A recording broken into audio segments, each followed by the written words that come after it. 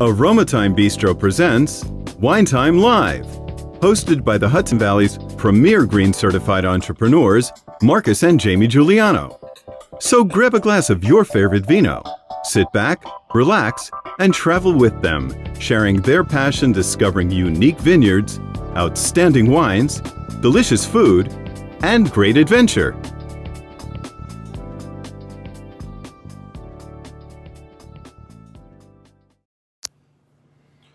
Hello, Facebook. Hello, Instagram. It's Jamie and Marcus here, and it is Wine Time Live. Wine Time Live, episode number 8. Number 8, yes. They thought the New York News showed up. Yeah, this is a fun story. Fun story from Spain. Yep. And tonight's wine is a vineyard from Valencia. Valencia, Spain. We were in Spain in 2018. We did a 9-day tour with our group of 15, 16 people, how many ever we were. And then we ventured off for another week, almost by ourselves. Yes. Another 6 days by ourselves. We drove from Rioja, Ribera del Duero, up to Zaragoza, towards the Canadian border. Didn't work. Uh-oh.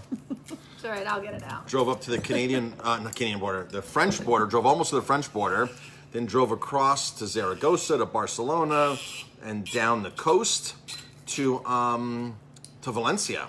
Valencia is a beautiful city on the ocean. Barcelona is amazing. Barcelona is not our favorite spot, though. Our favorite spot was up in the mountains. Zaragoza was my favorite. Zaragoza was awesome. We weren't there long enough, though. No. So the mountains were awesome in Pierrot, in Wine. Mondstadt, in Penedès. Those were awesome places. So yeah, along the coast. The coast. So from Barcelona south down to Valencia, I think that was kind of our favorite little area. Yeah. Yeah. We were at the spot where they shot the Game of Thrones episode. Yeah, right? what was the name of that I don't know. city? The person we were with knew all about it, and we had to stop and take pictures. And It was get beautiful. lunch there. It was And, absolutely It was beautiful. amazing. Barcelona is beautiful, but I thought it was too touristy. And compared to the rest of our trip, Right. it was Very touristy. very touristy price-wise, extremely touristy Yes. price-wise. We were in we were in Valencia our last night, literally 2 blocks from the beach, the tourist area. 3 of us drinking vermouth on draft and eating food. We had two appetizers. 2 appetizers, another dish too. We ate, and we drank. Right. €20. Yeah, it was like nothing. It was nothing. Yeah. It was like, wow. Literally pints of Vermouth off a tap. off a draft for $2. Very cool. €2. Very cool. Amazing. Yeah. So great value down there. So this is... So we are drinking Raphael Cambra. Raphael Cambra, which is the name of the vintner and the vineyard, Raphael Cambra. This is no longer available in New York right now. New York has a lag on this. The importer does not exist anymore. It's imported into California, but there's no distributor in New York. Raphael Cambra is a very organic, biodynamic, one-man show, as we were told. Yes. Literally one-man show. When we spoke to the importer, we knew the wine. He makes a great Grenache called Soplo, which is amazing. Then he makes an Uno, Dos, and Trace. Does he make a Trace? I don't know. 1 Uno, grape, 2 Dos. grapes, 3 grapes that are, I don't even know what's in here. Mondstadt, Mourvedre is in here. This is his Uno. And we contacted the importer because we knew we were going to be in Valencia. And we said, Do you have anywhere do you have anywhere we can that go? you recommend Yeah. that we don't know about, We don't that know we're about. interested in? Because we always love to go to cool, unique, different wineries and experience different wines. Right. So he goes, well, I got this one-man show up in the mountains in Valencia. He goes, I don't know if you want to go see him. And I go, no, we want to go see him. We want to go see him. This is a one-man show. I think we even brought in his wine before we went, though. We brought in the Soplo we might before we might went. So have. we had the Soplo in house before we went. Is that what is that? What grape is the Soplo? Grenache. That's Grenache. right. And we poured it by the glass here for 2 years. For a while, yeah. At least. And I would buy it now if it was available in New York, but it's Right. not available. So he goes, it's a one-man show. I'm not sure how much you'll see. I'm like, no, that's the best operation, right? We want to go to these small producers. He literally makes like 30,000 And bottles. I think the importer sent us the address like the morning of that we were going. Right, the morning of. So the morning of, we get the message where we're going. We plug it in. We find out how far it's going to, how long it's going to take us, and we hop in the car and we go. Right, now we're in Valencia. We wake up on the beach, on the ocean, on the shore. That's where our hotel was. And there's oranges everywhere, orange groves everywhere. There's palm trees. I'm like, there's no vineyards here. Like where would be there? Where are the vineyards, right? So there's no. So we start driving into the mountains. Literally a half an hour, 45 minutes to the mountain pass over the mountain, and there's snow. Yeah, there was. This is November, and there's snow, literally on the other side, and the weather had changed, and we're like, what a difference in weather. Okay, now I see this is more grape country, right. more winemaking. We just left literally miles and miles of Valencia oranges. Like they were everywhere. Well, as we were driving, there were orders. I mean, it was like just crazy. The Valencia orange groves were everywhere. So when we hit that mountain and went over the edge, it was a totally different climate. Totally different climate. So like, okay, this is more wine country that we know. So we had this address. We plug it in to our GPS. Which always isn't accurate. When you're in Europe and you use the GPS on your phone and you show up, you think you're showing up to an address. We've been so far off course, and it's not only like once or twice, it's like every day there's one time where the GPS does not match up. Mm-hmm. We're going to the Reggiano producer, and we end up in a field. We end up like 35 minutes away. In a field. In an abandoned field that there was no Reggiano producer there. Yeah. There weren't even cows there to make the milk for the cheese. It took us down this long road, and we said, okay, well, maybe it's at the end of the road. Nope.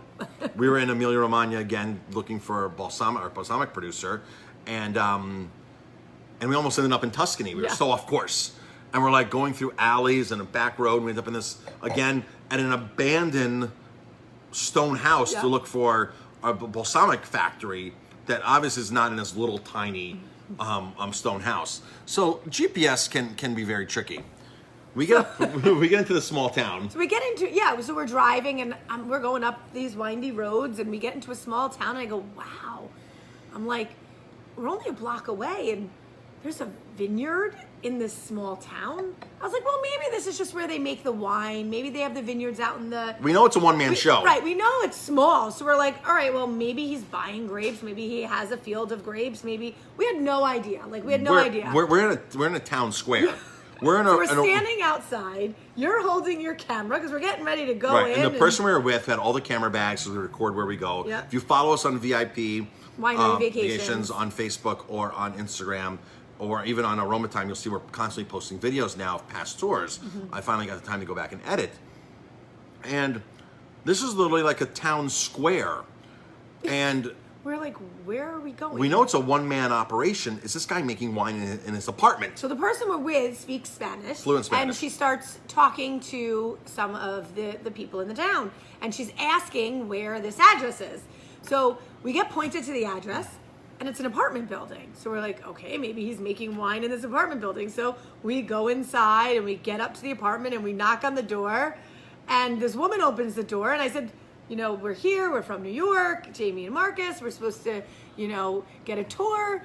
And what is she's like, oh, this is our office space. It's our office space, which is their apartment. Is where we live, and this is our office space. So that's the address that was given to us by the importer, because that's the only address he had. So he assumed it was the address of the vineyard. So she says, oh my gosh, let me call my husband. He's waiting for you. So she calls him. She gets us directions. We hop back in the car. But in the meantime, we're standing outside on the street with all of this equipment, and people are like, who's that? You could see them like, oh my gosh. The buzz was going. The buzz was going. So the buzz was going. There's New Yorkers here. There's people that speak English. Right. They have there's three of them. There's a person filming. Right. Like the New York News is here. Like there's people from New York here filming Raphael Cambra. Like there's some like it's famous for something. And so the wife basically says, okay, you're going to go to town.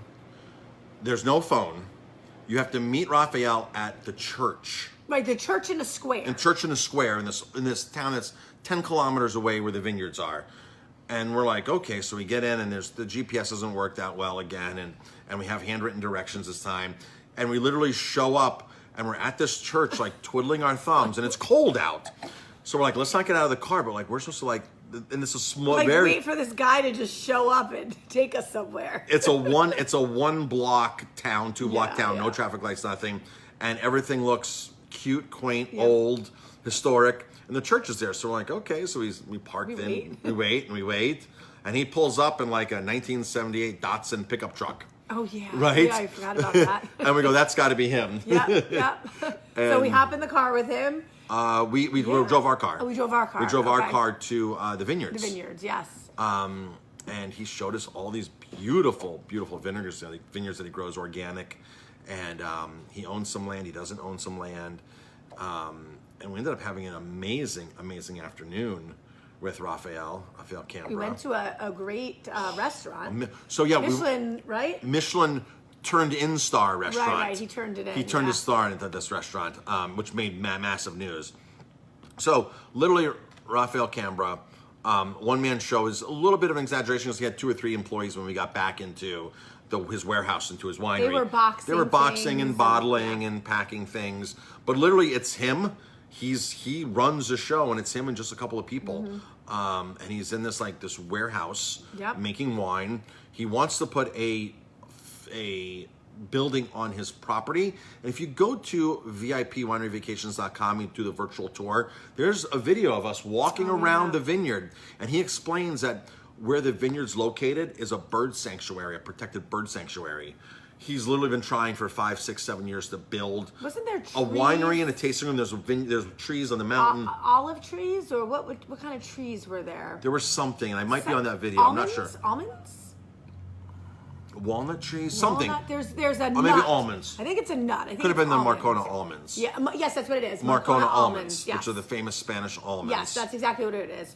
Bordering his property. Bordering his He said property. you can just look right over there and you can see them. So it's taken him years to get plans even approved, and he's not even sure when he can get a building up with his winery and a small tasting room, but he's limited to what he can build because of the restrictions put on, because it's a bird migration sanctuary. So the birds migrate there. Yes. And, so it's protected land. Yeah. It's government protected land. So that's really amazing. 60-year-old Grenache vines out there. Beautiful Grenache And vines. this is literally, the video is on our website, VIPWineryVacations.com. Go check it out. Go hit the really virtual cool. tour button, Yeah. scroll down, and you'll see, I know it's the 4th, 5th, 6th video down on that virtual tour page. And it shows us walking through the vineyards. Yeah, it was beautiful. And him explaining things and the type of, the way they grow the vines there. Because all vines don't grow the same. Right. People imagine grapevines that just grow up and then tee off and are stranded across. No, these were the Short and Grenache vines. They were really short and a lot of different. Are they called vines coming off or branches coming off? Branches, but very short and stubby. Very short and Very stubby. short, so because of the high winds. Yes. They don't. The high winds. And I think they prune them that way too, right? They prune them. Yeah, to grow they that way. prune them that way to grow. The that high, way, so they don't get damaged by the high winds. Yes. The disadvantage of that is boars. Can eat them. We've been in vineyards where they want to grow the vines high, so the 2 or boars 3 feet can't tall. Get them. Yeah. We need to talk about that vineyard one day that we. Oh yeah. That we were up in the mountains in Abruzzo and Yeah. Popoli, And we were leaving early in the morning, and they said, "Make sure you Right. shut the gate." We were the only ones. I don't even know if Costanza was staying on the vineyard. No, she wasn't. She wasn't. So No. we were the only ones staying on that On the vineyard. vineyard, yeah. In Abruzzo, and they basically locked us in and electric fences because they don't want boards to get in They're the like, "Be vineyard night. very careful when you leave in the morning." And we're leaving at 4:30 to go to the airport in Rome, and we're Make sure like, you "How does this shut it." electric fence work? Yeah, and make sure you shut it." shut it so the boards don't get in, and we're like freaking out. It was like really funny, yeah. But So, back to Spain. Then he took us to a restaurant. I don't remember the restaurant's name, I don't either. but he took us to this restaurant and, I and wish took us for lunch. It was beautiful. The food was, the presentation, like everything about it was just so absolutely You beautiful. might have pictures on your phone. I do have pictures on my from phone. back Let's then, see. November 2018. I can't. November 2018, Yeah, and I'm gonna see if I can find some. the chef there actually turned in his Michelin star. He didn't want the pressure of the star. He turned a star in, and the news came for that in this town. So the news came for that. It was one of the bordering towns, not where we first were, not where we met Raphael in the So by the church. Here is- But it was a bordering town. They have egg. They have. You probably won't be able to. If you're really watching. see. Yeah. So that's the inside of where he's making the wine. You can see the ceramic eggs, they call them, and then the barrels behind it. Let's see if I can find more. So we were literally looking at wine that were on his boxes. You can see the boxes. I mean, that's kind of, he didn't even have a tasting No room tasting there. room. We tasted on top of a pallet of boxes. And then we went, I mean, this food was so beautifully done. I don't even remember what it was, but it was so beautiful. That might even be the dessert. Oh, look at that. The mushrooms on top of the roasted peppers and olive oil. It was absolutely beautiful. We just really, so here's the name of the restaurant. Casa Montana. I'm sorry. That is a place that he recommended it says California, I think. So I think he recommended a restaurant. Okay. But they did paella. Yeah, they did paella there. That was the black paella, right? Black paella. This is very cool. Yeah, so, that was a cool story. Do you remember the story on black paella? The oxidation? The oxidation of, Yep. The artichoke. So Yep. black paella is not from squid ink, as you would assume. It's actually made from putting artichokes into the paella. And the artichokes start oxidizing Yep. and turning black, and thus it turns the paella black. See, the paella is Black. Is black. So, yeah. We learned when we were in Spain that every region of Spain, Has a different way of making paella. a different way. It's their own. Everybody has their own way of making paella. And the desserts were so pretty too. Like, we really loved, the desserts. I mean, everything about this place was just so cool. Oh, they even had made some pumpkin. Remember? Yes. Yeah, it was like a roasted pumpkin. So remember that? The roasted pumpkin With that cheese, was it? No, and then they made us these delicious cookies. I mean, this place was amazing. I mean, I wish I knew the name of the restaurant, but I don't remember, and I don't think we wrote the name down. Maybe we'll message Raphael. Yeah. So Raphael Cambria. Yeah. So this is you out in the vineyards with him. There's a picture if you're watching us. If you're watching, yeah. Okay. So you can see now here are the low vines. If you're watching, you can kind of see the low vines. And If you're listening on iTunes or iHeart, sorry. yeah, Google Raphael Cambria and see if you can see some of. Yeah, they're his- called something specific, the short vines. Yeah. Because of all the wind. And they're really short and stocky, especially when they get to 60-year-old vines. They're like really fat vines, fat roots. So, and again, we're sorry this wine is not available in the state of New York. It's available in California. Hopefully they'll be back in New York. I actually think this is our last bottle. It is our last bottle. So we don't have treated any. ourselves to Yes. a bottle of this tonight. So We went through our inventory, our wine list inventory at the restaurant, and a couple miscellaneous ones here, ones there, and I was like, this is perfect for our Wine Time Live, Absolutely. because that's a great story. And if we don't do it and we sell it, and we can't get the wine again, then we'll never be able to talk about this wine on an episode. So Yes. I snagged this and put this on my desk and kept it aside for us the last couple days. Yes. Thinking this is really delicious. It's nice. amazing. It's a really nice light. Monastrell is nice, and it's kind of got some fruit in there, but it's a little bit on the lighter side, a little tannin. It's not heavy. It's not. It's so refined and elegant. It is. It's just really just. I actually like this better than Tempranillo. I think it's more level than Tempranillo. And just super easy, velvety. Got some berries in there, little bark of some sort. And again, we don't really get technical on this about the wine itself. It's more about the stories about the winery that we talk about when we do these episodes. It's about the stories, really. It's what it's about. It's about the stories. If anybody's ever in these regions that we are ever talking about, please let us know, and we'd love to help you get into a winery and get a really awesome tour. So we can easily do that. We have lots and lots of connections. So, So that's it. Excited to. We always think about the next episode. I know. That we're going to do, and about the wine that we're going to get to share and drink, because it's very exciting to do that. Very exciting to do that, and we're just happy to be able to share these stories. I was doing an event last night that you were not at. I was co-hosting a wine event. And somebody told me they were like, you tell the greatest stories. They've heard me now 3 times, 3 times at an event speak about our travels. We're very passionate and we love what we do. So, you know, it's easy when you love what you do. It is. And they're like, she's like, your stories are just so amazing. There's a story about one time we hit a horse in the car. We'll talk about that, Talk about that at story. a certain point. When we do a Tuscany winery. The Tuscan winery, yes, and near Arezzo. We did hit a horse. The horse is okay. The horse lived, but it was an experience. We'll talk about that on another episode. And we have all kinds of cool stories of us traveling through Italy and Spain, and even through the U.S., the Finger Lakes and California, And you can El catch Dorado. us next week. We'll actually be in the Finger Lakes, and we'll be doing our FaceTime Live, probably from a vineyard in the Finger Lakes next week, probably early on Tuesday or Wednesday afternoon or Thursday morning. So catch us next week. We're going to go up to Buffalo. So just catch us there. Great. So episode number 9, that would be. Unless we Excellent. do one before then, but that's probably next week, episode number 9. In the Excellent. Finger Lakes at a winery on location. Very, very cool. We've already done one here in the Hudson Valley on location. We did one at Ribibero a few episodes ago, so check that one out. We're sitting out there. It's a beautiful fall day. The leaves, the gorgeous mountains, it's day, yeah. amazing. So yeah, so we'll be in the Finger Lakes. Check that out. And once we get back to Italy, once we can start traveling, we'll be doing them from Italy, live from Italy or wherever else If we you're are. ever interested in traveling with us and want to experience what we experience, let us know. VIPwineryvacations.com.